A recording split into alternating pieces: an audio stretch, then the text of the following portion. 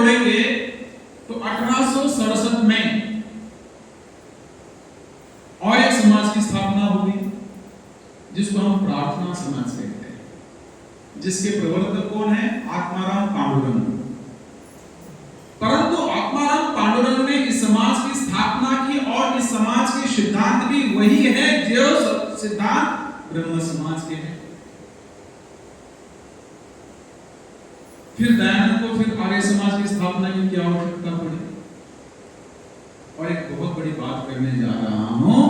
आत्माराम पांडुरंग ने प्रार्थना समाज की स्थापना तो की, परंतु उसको अधिक बढ़ा नहीं सके। उसको बढ़ाने में सबसे बड़ा काम किया न्यायमूर्ति महादेव रानडे ने।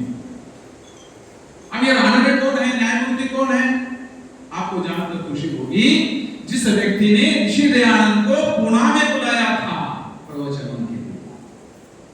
आप सोचो ऋषि का महत्व कितना होगा, ऋषि कितने महान होंगे, या ऋषि के सिद्धांत कितने महान होंगे, जो जिस समाज को आगे बढ़ा रहा है उसका प्रवर्तक, उसका अनुयायी ऋषि दयानंद को पुणे में बुलाता है, प्रवचनों की श्रृंखला लगाता है और स्रोतों से ये ज्ञात होता है, जो स्रोत है, रिसर्च है, ऋषि दयानंद के उस समय लगभग 50 प्रवचन हो। कितने? पुणे में 50 प्रवचन, मगर हमारे सामने केवल 15 प्रवचनों की बात होती है।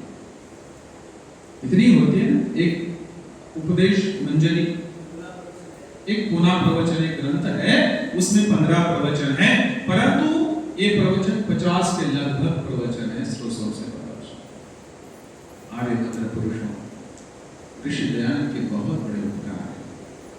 ऋषि को ऐसे ही ऋषि नहीं कहा, ऋषि से महर्षि है। क्यों? क्योंकि ऋषि के जो सिद्धांत है वो एक समय के लिए नहीं है। जब तक सूरज और चांद रहेगा, ये प्रकृति रहेगी, तब तक दयानंद के सिद्धांत अजर अमर रहेंगे। और दयानंद ने सबसे बड़ी बात, इन सबसे दोनों से अलग बात कौन सी? वेदों की ओर। वेदों की ओर लौटो। क्यों? क्योंकि वेद ही सबसे बड़े महान ग्रंथ है, जिसके माध्यम से न केवल हम भौतिक जीवन को सुधार सकते हैं, जिससे हम न केवल बौद्धिक जीवन को सुधार सकते हैं, अपितु आध्यात्मिक जीवन में भी परिवर्तन ला सकते हैं वेद के माध्यम से। ये दयानंद का सिद्धांत है, ये श्रेष्ठतम सिद्धांत दयानंद रखा। और दयानंद ने न केवल एक ईश्वरवाद को माना, ईश्वरवाद को कहा, और उसके सामने दयानंद ने एक ईश्वरवाद, ईश्वर कैसा है, उसकी उपासना कैसे करनी चाहिए, स्तुति करनी कैसे चाहिए, प्रार्थना कैसे करनी चाहिए, इन सब का एक सिद्धांत हमारे सामने सत्यार्थ प्रकाश के माध्यम से, ऋग्वेद आदि भाष्य भूमिका के माध्यम से। तो ये होता है श्रेष्ठ। और आज यदि ब्रह्म समाज और प्रार्थना समाज की हम बात करें तो आजकल लगभग कहीं इसका नाम हमें सुनाई नहीं।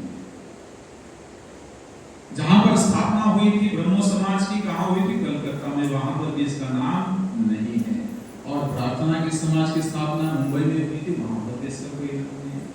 तो आज नाम किसका है? केवल आर्य समाज का नाम है, क्योंकि आर्य समाज के सिद्धांत जो है न केवल इस जीवन में परिवर्तन लाने के लिए, अपितु अग्रिम जीवन के लिए भी है।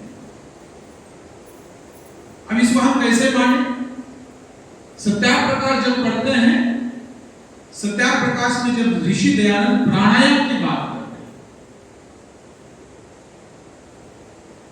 जब प्राणायाम की बात करते हैं तो ऋषि एक वाक्य लिखते हैं। क्या लिखते हैं? ऋषि कहते हैं प्राणायाम करने से जीवात्मा की तब तक उन्नति होती है जब तक उसको मोक्ष की प्राप्ति नहीं होती। तृतीय समोल्लास में प्राणायाम लास्ट में आविवेक ख्याते हैं, दीप्ति ही आविवेक ख्याते हैं। ये तब तक प्रगति होती है जब तक उसको मोक्ष की प्राप्ति नहीं होती। किसको? जीवात्मा को। अर्थात ये प्राणायाम जो ऋषि दयानंद ने लिखे हैं, जो सिद्धांत लिखे हैं, जो जीवन दर्शन दयानंद का है वो जीवन दर्शन इस जीवन तक नहीं, इस जीवन के बाद जो आने वाला है ये मोक्षानंद की बात बयान करता है। और इसलिए ये जो आर्य समाज है श्रेष्ठता है। आर्य भद्र पुरुषों, आर्य समाज एक ऐसी संस्था है जिस संस्था में हमें यह सिखाया जाता है कि आपके कंधे पर एक सर है, सर के अंदर दिमाग है, उससे सोचने की बात आर्य समाज, आर्य समाज आंखों को खोलने की बात करता है।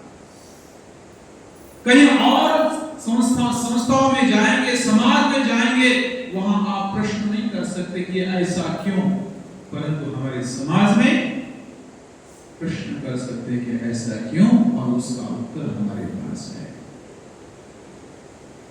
आर्य समाज विज्ञान पर आधारित समाज है।